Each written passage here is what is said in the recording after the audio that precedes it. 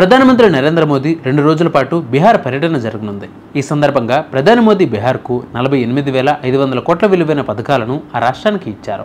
ఈ క్రమంలో ప్రధాని మోదీ సిక్సర్ కింగ్ వైభవ్ సూర్యవంశీ ఆయన కుటుంబాన్ని కలిశారు.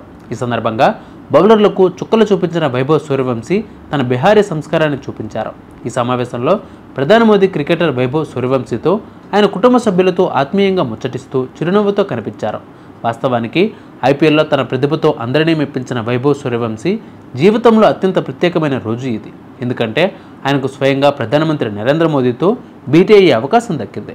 నిర్భయంగా ఆడటం, బౌలర్లపై విధ్వంసకంగా ఆడటానికి ప్రసిద్ధుడైన వైభవ్ను ప్రధాని మోదీ పాట్నాలో కలిశారు. పాట్నా ఎయిర్పోర్టులో జరిగిన ఈ సమావేశంలో వైభవ్ తన బిహారీ సంస్కారాన్ని చూపిస్తూ మోదీ పాదాలను నమస్కరించి ఆశీర్వాదం పొందాడు.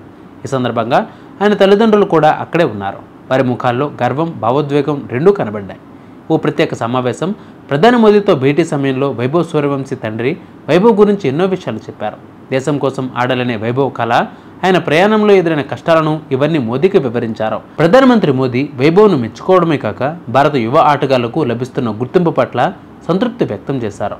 వైభవ్ ఇంకా మెరుగైన ప్రదర్శన ఇవ్వాలని ఆయన ప్రోత్సహించారు. ఈ సమయంలో మోదీ చిరునవ్వులతో హాస్యంతో మాట్లాడుతూ కనిపించారు. వారి మధ్య జరిగిన హాస్యభరిత సంభాషణల వల్ల వైభవ్ కూడా నవ్వాడు.